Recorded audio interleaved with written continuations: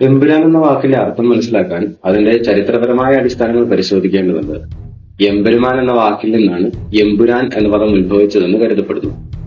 എമ്പെരുമാനിലെ എമ്പെരും എന്നത് പരമമായ, വലിയ എന്നൊക്കെ അർത്ഥമുള്ള പദവും ആൻ എന്നത് സാധാരണയായി പുരുഷൻ എന്ന അർത്ഥം നൽകുന്ന പദവുമാണ്. അതിനാൽ എമ്പെരുമാൻ എന്നത് ഉന്നതനായ ഒരു പ്രഭു എന്നൊക്കെ അർത്ഥം വരുന്നു. വൈഷ്ണവ സമ്പ്രദായങ്ങളിൽ ശ്രീ മഹാവിഷ്ണുവിനെയും ശൈവ പാരമ്പര്യത്തിൽ പരമശിവനെയും സൂചിപ്പിക്കാനാണ് ഈ പദം ഉപയോഗിച്ചിരുന്നത്. കേരളത്തിലെ രാജവാഴ്ചയുടെ പശ്ചാത്തലത്തിൽ ഈ പദം ചിലപ്പോൾ ചക്രവർത്തി, അധിപതി, ഉന്നതനായ ഭരണാധികാരി എന്നിവയൊക്കെ സൂചിപ്പിക്കാൻ ഉപയോഗിച്ചിട്ടുണ്ട്. പഴയ ചേര രാജാക്കന്മാർ തങ്ങളുടേതായ ചക്രവർത്തി പദവി ഉപയോഗിച്ചിരുന്നെങ്കിലും ചിലപ്പോഴൊക്കെ ഒരു പരമാധികാരിയുടെ കീഴിലായിരുന്ന ചരിത്രവും കാണാം. അത്തരം ഉന്നത സ്ഥാനക്കാർക്ക് എമ്പുരാൻ എന്ന പദം ഉപയോഗിച്ചിരുന്നേക്കാമെന്ന് കരുതാം. പഴയകാല കേരളത്തിലെ ക്ഷേത്രങ്ങളിൽ പലപ്പോഴും രാജാക്കന്മാർ ക്ഷേത്ര അധികാരികളുടെ സഹായം കൂടാതെ പലതും തീരുമാനിക്കാനാകാത്ത അവസ്ഥയിലായിരുന്നു. അതായത് പ്രത്യക്ഷനായ രാജാവിന് പുറമെ ദൃശ്യ അവതാരമല്ലാത്ത ഒരു എമ്പുരാൻ അല്ലെങ്കിൽ പൂജ്യാധിപതി ഉണ്ടായിരുന്നു. അതേപോലെ കോഴിക്കോട്ടെ സാമൂതിരി ഭരണകൂടത്തിൽ പലപ്പോഴും സാമൂതിരി നേരിട്ടിടപെടാതെ മറ്റു ശക്തരായ വ്യക്തികൾ അവന്റെ ഭാഗത്തു നിന്ന് നിയന്ത്രണം നടത്തിയത് കണ്ടു.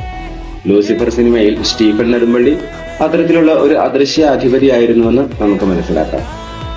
ഇങ്ങനെ ചരിത്രപരമായും സാംസ്കാരികമായും ഒരു സവിശേഷ ശക്തിയുള്ള വ്യക്തിയെ ഈ പദം പ്രതിനിധീകരിക്കുന്നു. ഇനി സിനിമയിലേക്ക് വരുമ്പോൾ ലൂസിഫറിൽ സ്റ്റീഫനെ ഒരു രാഷ്ട്രീയ ക്രൈം അടിത്തറയുള്ള ശക്തിയായി കണ്ടിരുന്നു. എമ്പുരാനിൽ പക്ഷെ അദ്ദേഹം വെറുമൊരു നേതാവല്ല, മറിച്ച് ആഗോളതലത്തിൽ ശക്തിയുള്ള ഒരാളാണെന്ന് തെളിയിച്ചേക്കാം.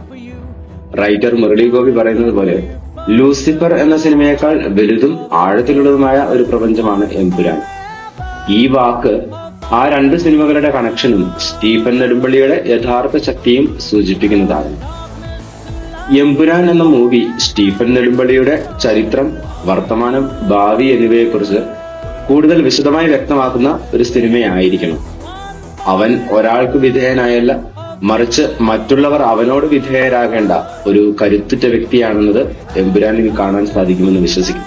ശേഷം സ്ക്രീനിൽ